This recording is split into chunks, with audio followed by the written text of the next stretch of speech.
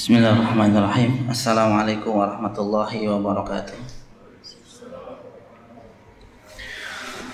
Alhamdulillah, wassalatu wassalam ala rasulillah wa ala alihi wa ashabihi wa man wala. Ashhadu an la ilaha illallah wahdahu la syarika lah, wa ashhadu anna muhammadan abduhu wa rasuluh. Allahumma salli wa sallim wa barik ala Muhammadin wa ala ali Muhammad. Qala Allahu azza wa jalla, ya ayyuhalladzina amanu taqullaha haqqa tuqatih wa la tamutunna illa wa antum muslimun. Thumma amma ba'du.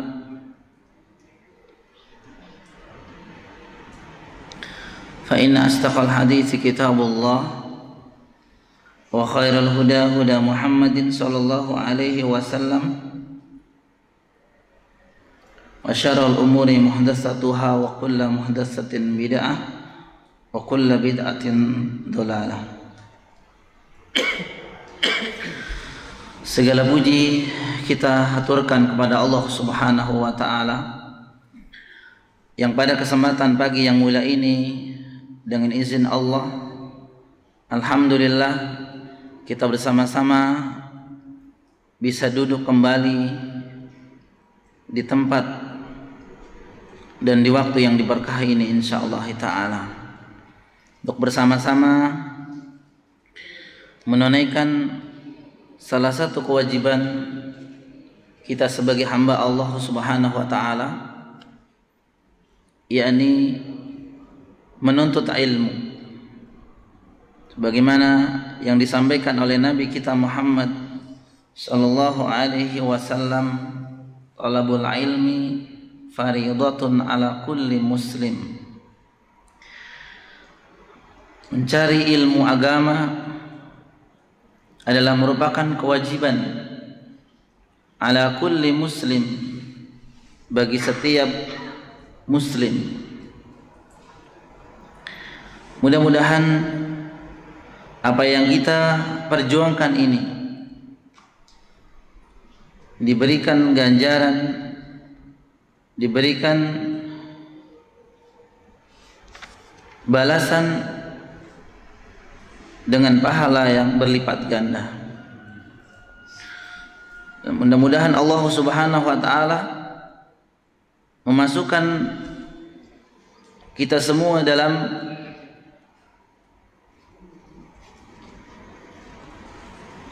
janji Allah Subhanahu wa taala, man salaka tariqan yaltamisu fihi ilman sahalallahu lahu bihi tariqan ilal jannah, atau kama qala Nabi sallallahu alaihi wasallam. Barang siapa yang mengadakan perjalanan keluar dari tempat tinggalnya, dan perjalanan itu tidak lain untuk mendapatkan ilmu, man salaka tariqan yaltamisu fihi ilman, perjalanan itu bertujuan untuk mendapatkan ilmu din, sahalallahu lahu bihi, maka kata Nabi SAW, maka dengan perjuangan mereka mengadakan perjalanan dari tempat-tempat tinggal mereka untuk mendapatkan ilmu, maka dengannya sahalallahu lahu bihi tariqan ilal jannah, maka mereka akan diberikan kemudahan untuk memasuki surga Allah Subhanahu wa taala.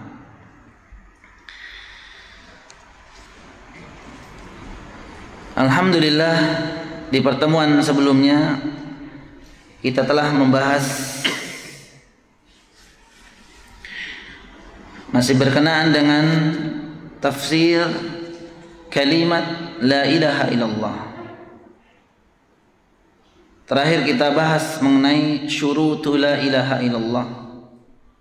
Wa insyaallah di pagi yang mulia ini kita akhiri di bab 6 ini, jadi dengan membahas nawaqidul la ilaha illallah, ay nawaqidul Islam. Yang para ulama menjelaskan mengenai hal-hal yang bisa membatalkan la ilaha illallah, membatalkan ikrar yang telah diucapkannya, ikrar yang telah dilakukannya, yaitu ikrar tidak ada sesembahan yang berhak disembah kecuali Allah Subhanahu wa taala saja. Namun di sana ada hal-hal yang bisa membatalkannya, dan tentu kita belajar agar kita bisa menghindarinya. Karena kerugian yang besar bagi seorang yang dirinya telah menyatakan ikrar syahadat la ilaha illallah, bahkan mungkin ditambah dengan Muhammadur Rasulullah. Dua ikrar ini telah dia ucapkan berulang kali. Namun di sisi lain dia ternyata melakukan hal-hal yang menghancurkan, hal-hal yang membatalkan ikrar itu sendiri,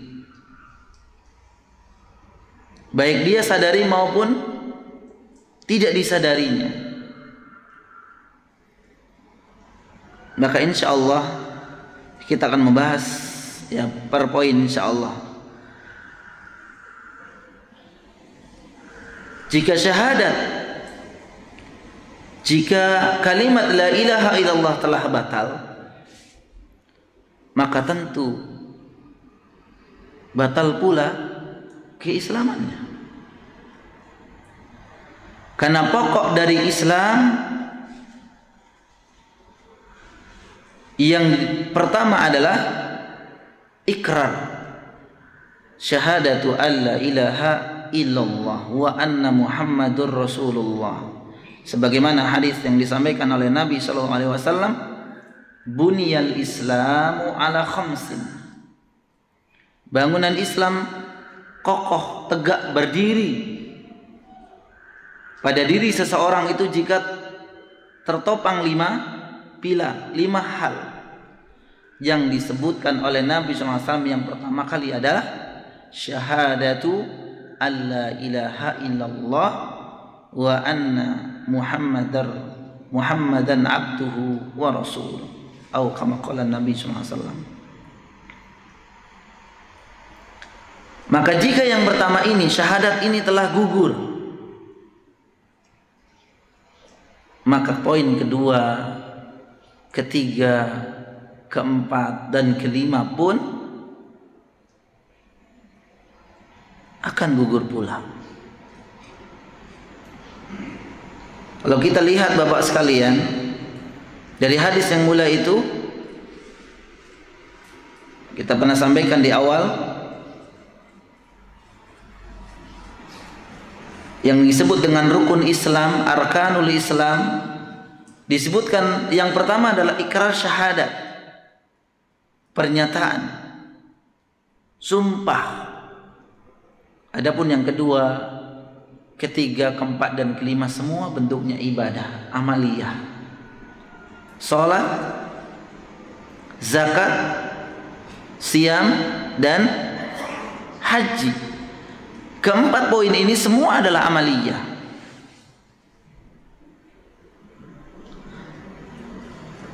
Maka ketika amaliyah, amal dikerjakan tanpa didasari dengan keyakinan, yaitu yang nomor pertama itu, syahadat, maka tentu amal ibadah tersebut tidak dianggap oleh Allah Subhanahu wa taala, tidak dianggap dan tidak diterima oleh Allah Subhanahu wa taala. Sebagai contoh, ketika kita mendapatkan orang-orang kafir melakukan kebaikan seperti kebaikan yang kita kerjakan, mereka melakukan sholat mungkin, mereka ikut siam mungkin, mereka ikut berkurban mungkin, karena sebagian dari pertanyaan teman-teman ada di sebagian tempat ketika hari raya kurban kita, mereka orang-orang kafir, orang-orang non muslim itu ikut menyumbangkan kurban katanya. Ada tidak di sini, Pak? Di sebagian daerah ada ikut menyumbangkan kurban, wallahu alam. Ya, untuk apa niat mereka? Semua itu tidak akan diterima oleh Allah Subhanahu wa taala. Kenapa, Pak sekalian? Karena ikrar syahadat mereka yang mereka ucapkan ketika di rahim. Karena semua bayi yang lahir sebenarnya dalam keadaan fitrah, dalam keadaan tauhid. Ya, ketika Allah Subhanahu wa taala jelaskan, kita mengikrarkan dalam alam kandungan di rahim ibu-ibu kita, alastu birabbikum. Ketika Allah Subhanahu wa taala mengatakan kepada kita semua, kita sadar tidak, Pak? Tidak sadar. Alastu birabbikum, bukankah aku adalah Tuhanmu? Apa kata kita, Pak? Bala syahidna, iya kami bersaksi. Kami bersaksi bahwa semua bayi yang lahir dari rahim ibu-ibu kita itu sebenarnya dalam keadaan mentauhidkan Allah Subhanahu wa taala. Dalam keadaan mentauhidkan Allah Subhanahu wa taala. Namun ketika tauhid kita dibatalkan dengan hal-hal yang insya Allah kita akan sebutkan ini, maka sekali lagi amaliyah yang dilakukan sebesar dan semewah apapun, maka tidak akan berguna di sisi Allah Subhanahu wa taala. Tidak akan mendapatkan balasan dari Allah Subhanahu wa taala. Kita pernah menyebutkan satu contoh, yakni ketika Ka'bah pada zamannya kebanjiran. Pernah Ka'bah kebanjiran ya, Pak? Pernah tidak, Pak? Jadi bukan hanya kita, alhamdulillah, mungkin daerah sini tinggi ya, Pak ya, Allah masih melindungi kita. Ka'bah pernah kebanjiran dan kemudian Ka'bah runtuh, bangunannya roboh. Apa reaksi dari warga? Mereka berazam untuk membangun kembali Ka'bah, untuk membangun kembali rumah Allah. Bahkan mereka berazam dana yang dikeluarkan atau yang diminta dari penduduk adalah dana atau harta yang halal. Masya Allah, Pak. Jadi yang diminta adalah dana yang halal, yang tidak halal tidak akan diterima. Mungkin dari perdagangan yang tidak halal, dari hasil mungkin berzina fa'iyadzubillah, atau dari hal-hal yang tidak diterima. Mereka berazam membangun kembali Ka'bah, bahkan dana yang diperuntukkan untuk membangun Ka'bah adalah azam mereka, ada dana yang dikumpulkan dari mereka, dana semua yang halal.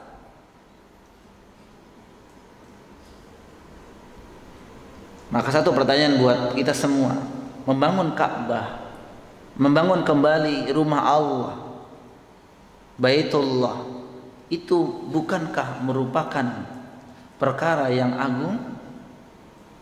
Agung bukan, Pak? Agung. Merupakan perkara yang istimewa, yang luar biasa. Ya, mungkin saja ketika bapak-bapak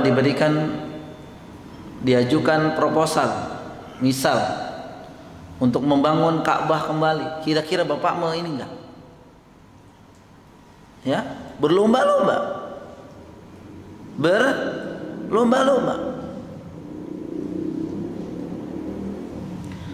Namun apakah perbuatan mereka, apa yang mereka lakukan, membangun kembali Ka'bah yang waktu itu telah roboh, itu memberikan atau mengubah laqab julukan mereka berubah menjadi seorang yang muslim? La wallahi, demi Allah, tetap Allah Subhanahu wa taala memanggil mereka ya ayyuhal kafirun. Mereka orang-orang yang kafir. Kenapa, Pak? Bukankah amalan mereka luar biasa pahalanya?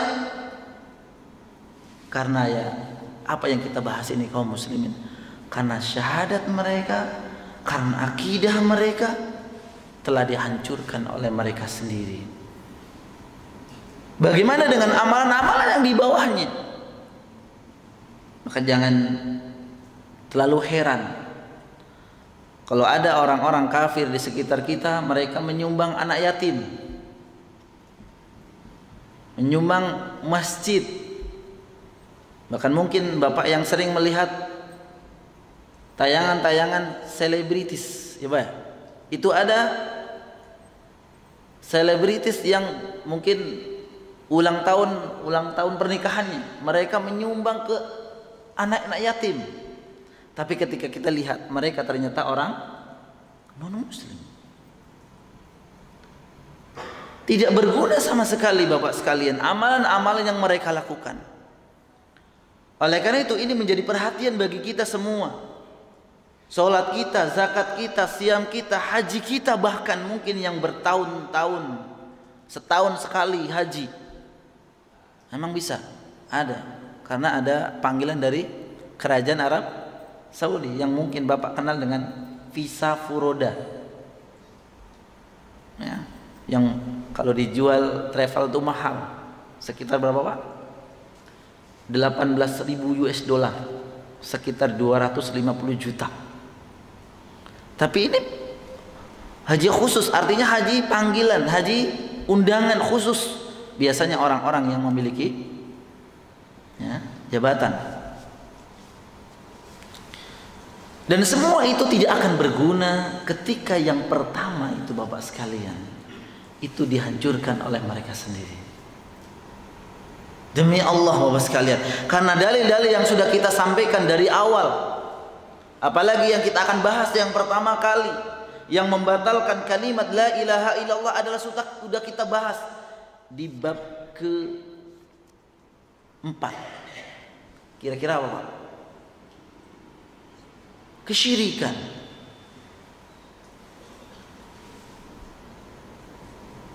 Menyekutukan Allah Subhanahu wa taala. Menjadikan sekutu, menjadikan selain Allah Subhanahu wa taala sebagai perantara antar dirinya dengan Allah.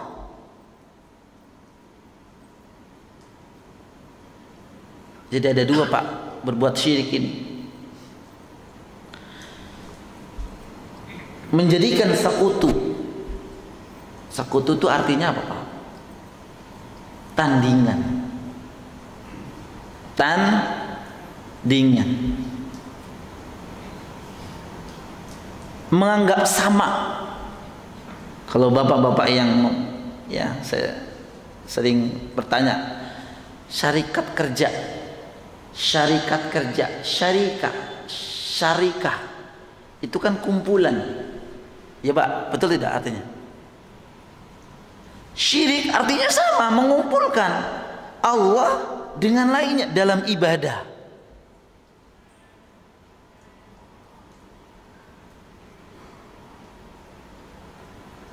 Atau mungkin sebagian mengatakan, oh tidak, saya tetap menyembah Allah.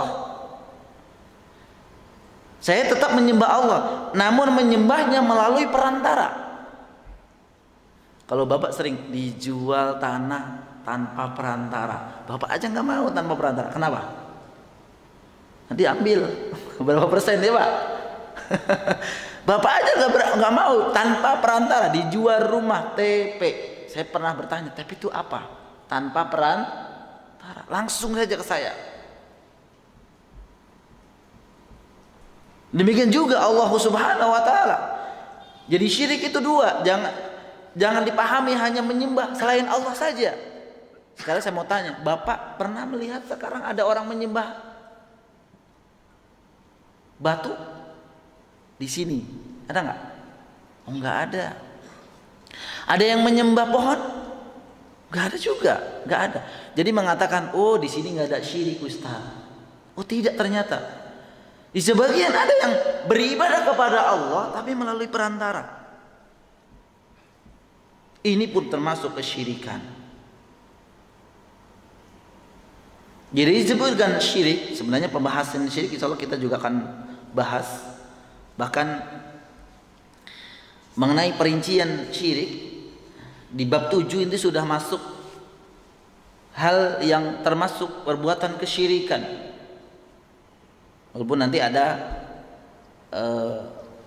rinciannya, ada syirik akbar, ada syirik asghar. Ya, bab 7 insya Allah kita sampaikan, memakai gelang, benang sebagai pengusir atau penangkal mara bahaya. Bukan gelang Ustaz, cincin. Sawaun kana, sama. Jadi hal yang membatalkan kalimat la ilaha illallah yang pertama yang disebutkan oleh Allah dan Rasulnya adalah perbuatan syirik. Saya ulang-ulang kembali nih Pak, ya, jangan sampai bahasnya ke situ mulu Ustaz. Karena sebagian mungkin jamaah ada yang mengatakan bosan, masalah syirik lagi. Emang nggak ada yang lain?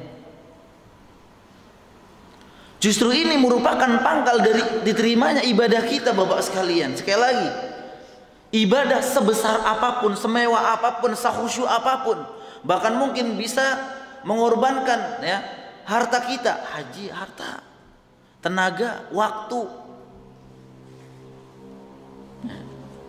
Pak. Karena saya sering menawarkan sama teman-teman yang kira-kira yang sudah mampu, saya tawarkan, ayo Pak haji, ayo Pak umroh. Aduh Ustadz, catering saya siapa yang nungguin tuh Pak? Jujur, saya sering mengatakan itu.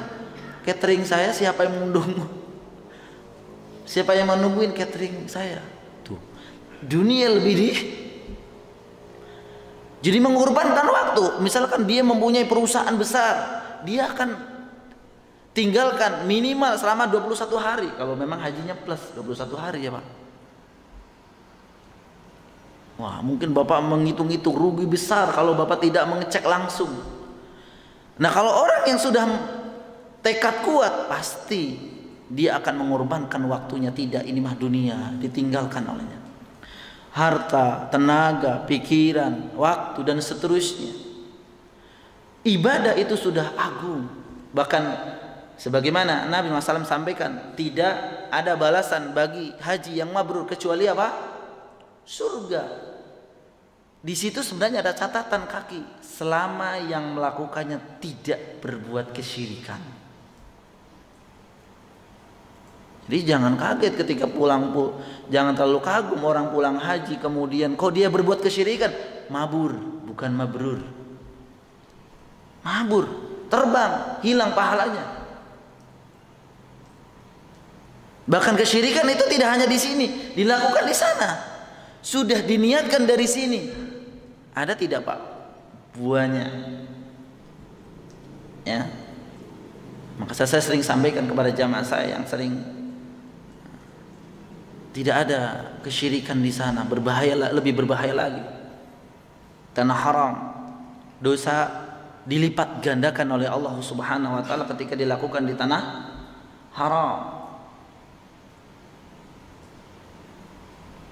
Apalagi perbuatan itu adalah perbuatan kesyirikan. Apa bentuk kesyirikan di tanah haram Pak? Banyak sekali Bapak sekalian, banyak sekali.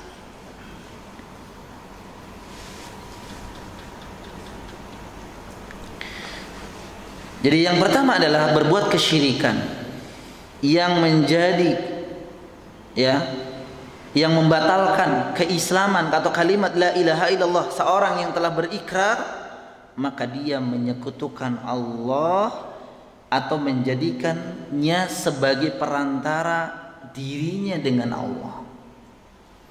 Dia meminta tidak langsung kepada Allah Subhanahu wa taala, meminta sesuatu yang memang itu menjadi kuasa Allah. Ya. Berbeda memang, nanti ada pembahasan mungkin ya, ada pembahasan sendiri. Kalau minta pertolongan misalkan kepada orang lain ketika bapak misalkan ya dalam keadaan ketakutan kemudian minta perlindungan sama orang, itu berbuat syirik Ustaz. Di sana ada pembahasan sendiri. Oh, bukan. Yang disebut kesyirikan adalah meminta kepada selain Allah. Yang diminta adalah sesuatu yang hanya Allah saja yang bisa. Contohnya apa, Pak? Mendatangkan atau menolak mudarat. Itu siapa, Pak? Allah yang berhak, yang bisa. Yang menentukan rizki siapa? Allah. Jodoh Allah. Yang menyembuhkan penyakit Allah. Maka ketika minta jodoh kepada seseorang, meminta rizki kepada seseorang, dan meminta-minta yang lain kepada seseorang, bahkan mungkin bentuknya bukan orang, bentuknya adalah benda mati. Masya Allah ya, benda mati diminta. Yang benda hidup saja, barangkali bapak mikir, dia mah nggak punya. Bagaimana saya mau minta beras misal? Bapak kita sudah berpikir, dia tidak bisa. Kok ada orang-orang yang meminta kepada benda-benda yang tidak bisa bergerak?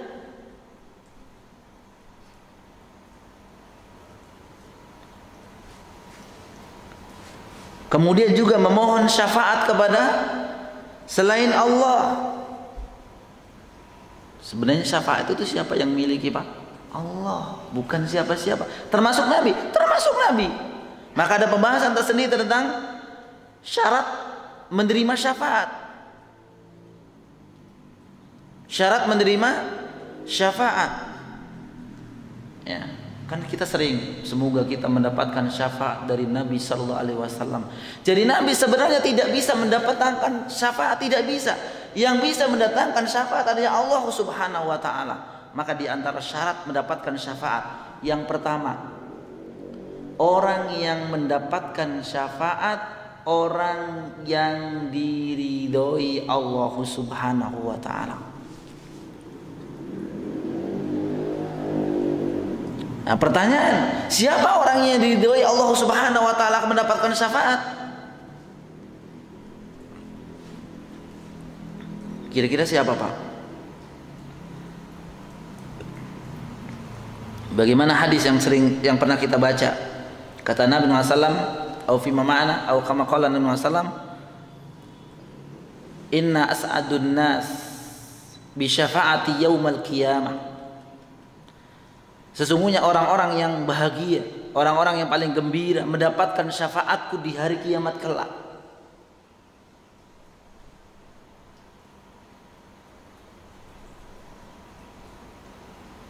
Ini pertanyaan Nabi kepada para sahabatnya. Apakah kalian tahu orang-orang yang paling bahagia akan mendapatkan syafaat di hari kiamat? Kata para sahabat, ya, nggak tahu. Maka kata Nabi SAW, inna as'adan nas bi syafaati yaumul qiyamah man qala la ilaha illallah khalisan fi qalbi au nafsih au fi ma'na. Kata Nabi SAW, orang yang akan mendapatkan syafaatku di hari kiamat adalah orang yang mengucapkan kalimat la ilaha illallah ikhlas dalam hatinya dan jiwanya. Para ulama menafsirkan atau menjelaskan hadis yang mulia ini, bukan hanya mengucapkan kalimat la ilaha illallah kemudian mendapatkan syafaat. Di situ ada khalisan fi qalbi. Khalisan adalah termasuk bagian dari syarat, di antara syarat la ilaha illallah, ikhlas. Kemarin kita bahas ikhlas sebagai syarat kalimat la ilaha illallah. Syarat mengucapkan kalimat la ilaha illallah adalah mengikhlaskan dirinya ketika beribadah hanya ditujukan kepada siapa?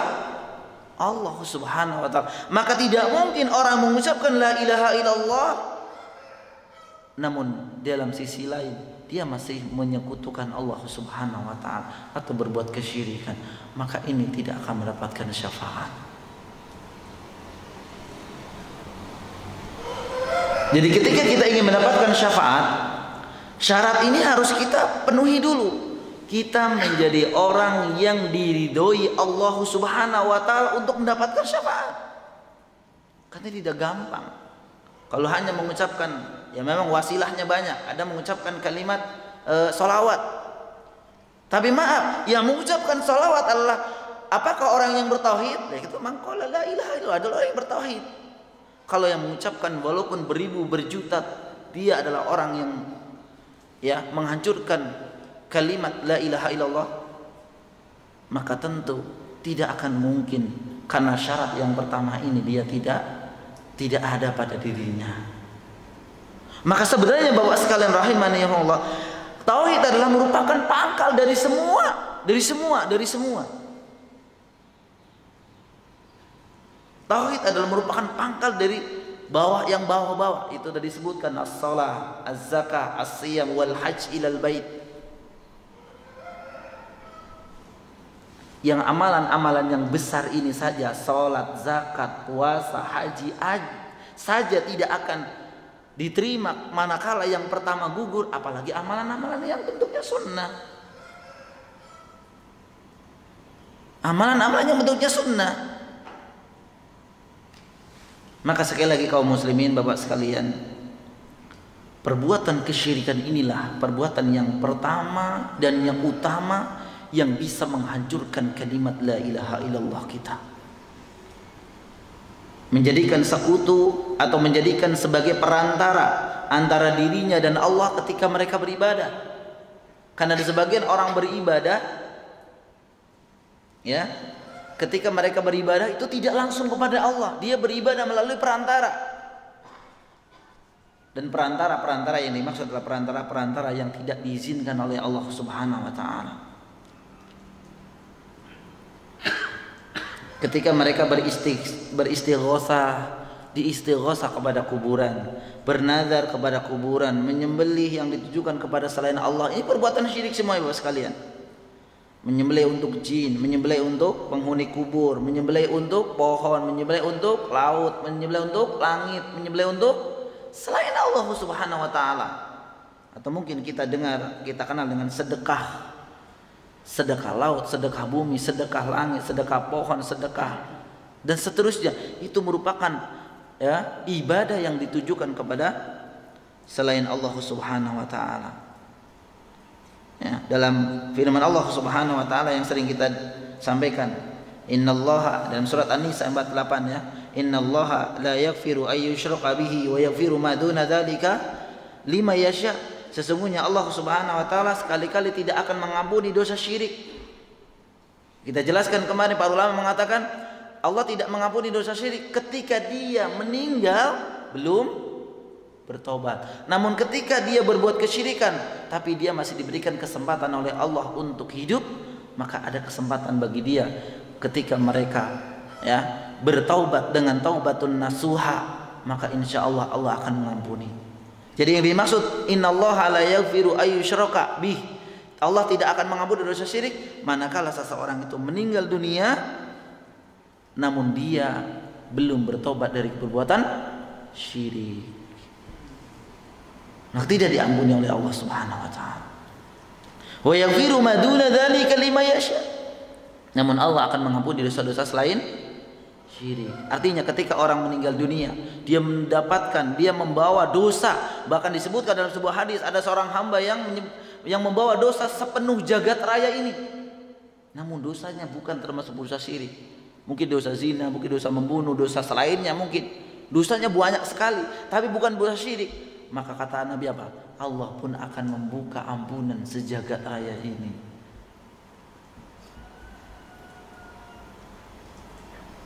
Tapi jangan bilang yang penting gak syirik. Ya Pak, yang penting gak syirik. Karena ini dosa yang gak diampuni, udah selain aja. Jangan. Karena tentu para ulama seperti Syekh bin Baz rahimahullah ta'ala mengatakan, ya, wa yaghfiru ma duna dzalika liman yasha, akan mengampuni dosa-dosa selainnya bagi siapa yang dikehendaki. Ada dua keputusan Allah. Kalau memang ketika nanti di akhirat, ketika dikumpulkan di padang mahsyar, ketika orang ini membawa dosa selain syirik ya Pak ya, maka yang pertama, jika Allah berkehendak mengampuni, maka dia langsung masuk surga. Ada tidak? Mungkin ada. Karena mungkin ada amalan-amalan yang bisa menghancurkan, yang menghilangkan dosa ini. Ya, misalkan seorang orang tua, ya, orang tua yang dilemparkan, ada kisah ya dalam sebuah hadis, dilemparkan ke dalam api neraka.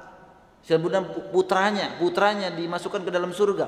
Maka putranya mengatakan, minta kepada Allah Subhanahu wa taala agar orang tuanya dinaikkan, diangkat. Maka orang tuanya bingung, apa yang mengakibatkan dia diangkat? Maka ternyata permintaan dari seorang anaknya. Mungkin ada hal-hal yang bisa. Namun ketika Allah Subhanahu wa taala berkehendak, dicuci dulu, dibersihkan dulu oleh ya dosa-dosanya, maka dia masuk ke dalam api neraka. Fi'udzubillah. Pun jangan mengatakan nyemplung dulu nggak apa-apa Ustaz. Jangan. Nah, bedanya yang pertama, syirik dengan dosa selain syirik. Kalau memang orang ini ya dosanya telah hilang, maka dia diangkat oleh Allah masuk surga. Namun berbeda dengan perbuatan kesyirikan. Innal ladzina kafaru min ahlil kitabi wal musyrikina. Tempat ini mana? Fi nari jahannam. Ada tambahannya, khalidina fiha. Kekal di dalamnya, selama-lamanya di dalam api neraka. Fa'udzubillah.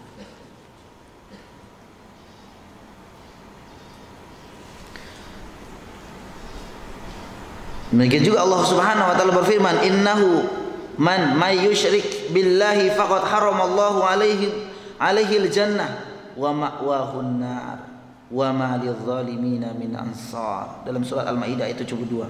Sesungguhnya orang-orang yang menyekutukan Allah, faqad haramallahu alaihi jannah, Allah haramkan baginya surga. Allah haramkan baginya surga. Wa ma'wahum nar, wa ma'wahum nar, dan tempat mereka adalah api neraka. Wa ma lidzalimina min ansar, dan bagi mereka orang-orang yang berbuat zalim. Zalim di sini adalah berbuat kesyirikan, karena zalim kepada Allah Subhanahu wa taala.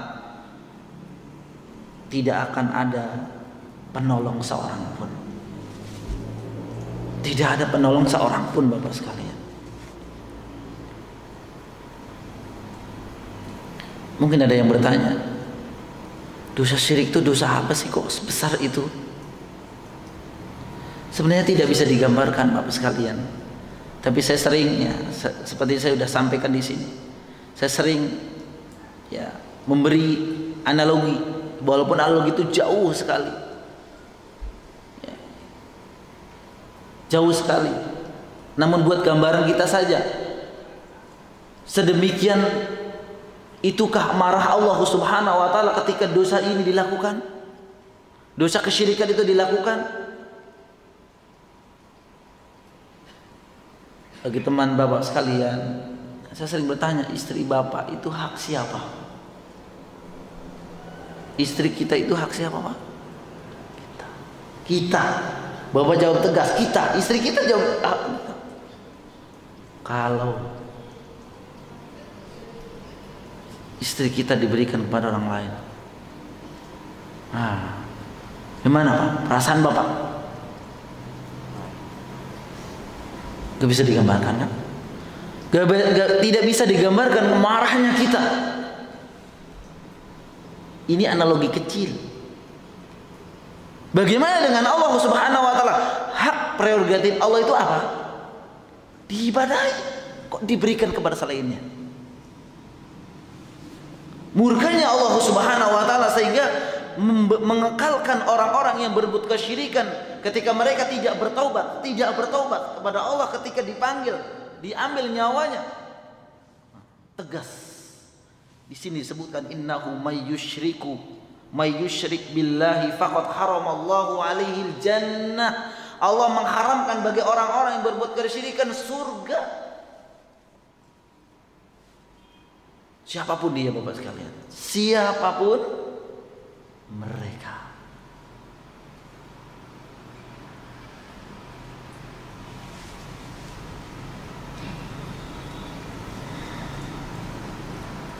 Ini yang pertama Bapak sekalian.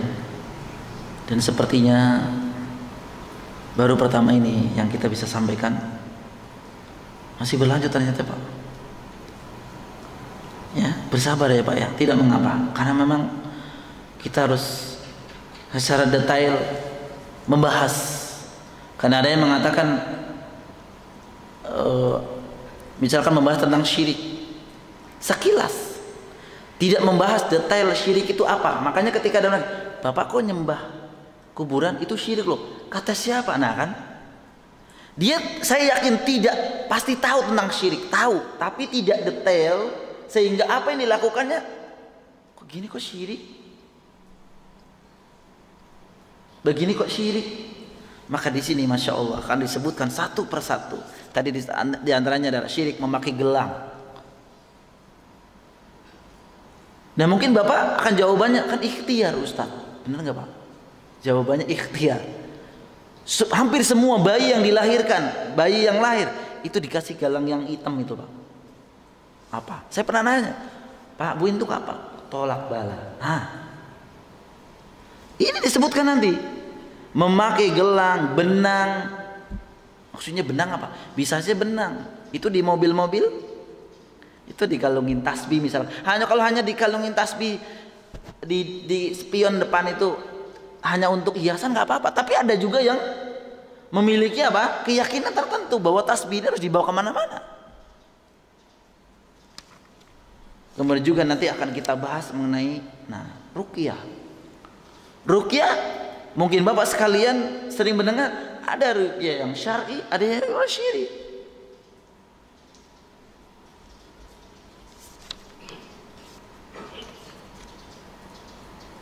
Kemudian akan disebutkan oleh beliau ini, ya, tabaruk, minta berkah kepada siapa? Pohon, batu dan sejenisnya. Kitab ini termasuk kesyirikan juga.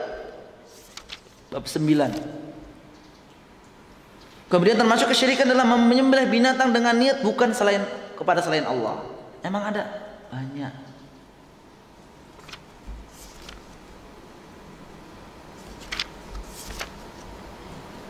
Kemudian juga di bab 12, 13 nazar kepada selain Allah itu juga syirik. Bab 13 isti'adzah kepada selain Allah, minta perlindungan juga kepada syirik. Dan seterusnya kita akan bahas Masya Allah Bapak sekalian, satu persatu mengenai hal-hal yang ini. Karena memang ini perhatian besar. Perhatian besar bagi kita sebagai seorang yang ingin mendapatkan jannah Allah Subhanahu wa taala. Sampai di sini Bapak sekalian, mudah-mudahan apa yang disampaikan di pagi hari yang mulia ini bermanfaat, dan insya Allah kita akan lanjutkan di pertemuan selanjutnya, ya, di Sabtu depan insya Allah, yakni di poin kedua, ketiga bahkan seterusnya. Sebenarnya banyak sekali, sekitar ada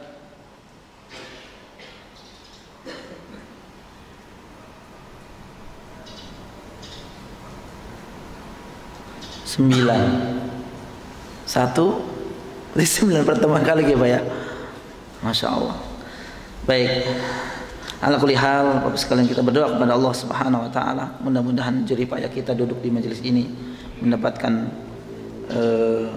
pahala yang besar dari Allah Subhanahu wa taala. Mungkin ada pertanyaan Bapak sekalian, mungkin 3-2 menit ke depan. Wassallallahu ala Muhammad. Mangga Pak.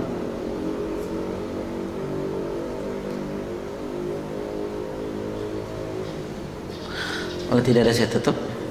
Baik Pak ya. Demikian kajian kita di pagi yang mulia ini. Mudah-mudahan Allah, sekali lagi mudah-mudahan Allah Subhanahu wa taala memberkahi kita semua, dan mudah-mudahan kita dihindarkan dari perbuatan kesyirikan. Kita akhiri doa penutup majelis. Subhanakallahumma wa bihamdik asyhadu an la ilaha illa ant astaghfiruka wa atubu ilaik. Assalamualaikum warahmatullahi wabarakatuh.